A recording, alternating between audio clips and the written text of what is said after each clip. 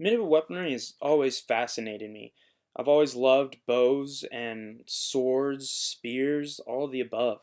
And I especially loved to read books that had the medieval era theme going, and you'd be able to use those weapons. And so I thought I'd share some of the more basic weapons that you would have found.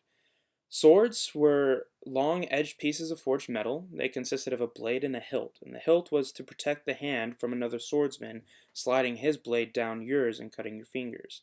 They were used to strike, cut, and thrust, and they still are a very purely military weapon. Daggers and knives were used to stab and thrust. They were double edged blades, and they were commonly used as a secondary defensive weapon by knights. However, they were especially useful for stabbing the weak points in a knight's armor. They were also a very common murder weapon back then, as they still are today. Maces were simple weapons with a heavy head attached to the handle. The head of the mace would be radially symmetric, so that way you could deliver the same blow from any direction. You could shape the mace's head with knobs, flanges, or spikes to add more damage. They were especially useful against armored opponents as they could break bones and cause concussions. They're also used by the clergy to avoid bloodshed. Flails were one or more weights attached to a shaft by a chain, and you would swing them around your head and keep your distance, and then you would lash out. And they allowed for massive blows. However, they were very dangerous, even for the wielder. If you didn't use it right, you could kill yourself. Agricultural flails were used during hardship. War hammers consisted of a handle and a head. They had a spike on the opposite end of the hammer, allowing for penetration as well as the blunt force trauma. They were used in lieu of swords against heavily armored opponents, as they could still break bones and cause concussions. A spike could be used to grapple the enemy's shield, the reins, or their armor. Polearms were long shafts with forged metal blades on the end. Spears, glaives, poleaxes, and halberds are all examples. They were used as agricultural and hunting tools, as well as for war. Large groups of men with polearms were very devastating on the battlefield, and later they developed a spiked head alongside an axe or a hammer to allow for penetration as well. The quarterstaff is probably the most common weapon.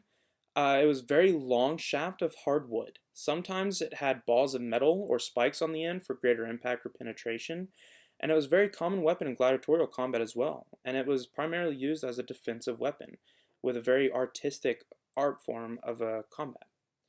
Spears were one of the oldest forms of weaponry, dating back to the Stone Ages.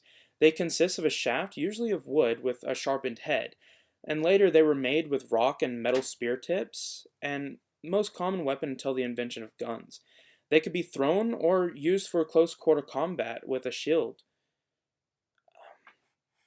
Throwing axes were used during the early Middle Ages, most commonly by the Franks. They usually had an S-shaped head, and they were capable of penetrating chainmail armor. They had an effective range of about 40 feet, and even if the blade didn't hit you, the metal head could still cause blunt force trauma, breaking bones or causing concussions. Javelins were very light spears used as throwing weapons. They were used by the Vikings from behind a shield wall, and they would launch them to people that would either come through the shield wall or behind the enemy shield wall. They were also commonly used by the Welsh during guerrilla warfare against the Normans and the English invasions by throwing the javelins and running into the woods. Bows and longbows, probably my favorite part. A weapon that projects arrows powered by its elasticity. So as the bow is drawn, it is storing potential energy, and then it's transformed into kinetic energy when the bowstring is released, and it launches the arrows. Traditional longbows are made of a single piece of wood, and they were used for hunting and warfare. The power to pull a bow ranges from 200 newtons to 900 newtons, depending on the design of the bow. Most archers would train daily from an early age to be able to draw these bows, and their lives would depend on it, as if they couldn't draw the bow fast enough, they could be killed easily. And the practice still continues today with competitive archery. Crossbows consist of a bow mounted on a stock. The bowstring was held in place by a notch in the stock, and there was a hair trigger that would push the bowstring out of the notch and launch the arrow, or they were called bolts. And they had a foot grip that allowed you to pull the string into the notch. Very light crossbows could be drawn by hand with the foot grip that I was explaining. However, very heavy crossbows required an additional mechanism that you would attach to the crossbow, and you would crank it to attach the bowstring into the notch. They were accurate and easy to use, however they had a long reload time. Hand cannons were a very early form of firearm. It was a metal barrel attached to a wooden or metal stock, and it was held by one man as another ignited the gunpowder. And they would be able to fire varied munitions, pretty much anything that they could stuff in there. And it was quite literally a cannon that you held in your hands. Traction trebuchets were derived from the ancient sling. They were smaller than a counterweight trebuchet, but they were more portable and faster rate of fire. Men would pull on ropes attached to a short arm of the sling, and they would fire it. And the range would be from 2,000 to 3,000 feet when casting 750-pound objects. The counterweight trebuchet was used to fling projectiles of about 300 pounds at high speeds.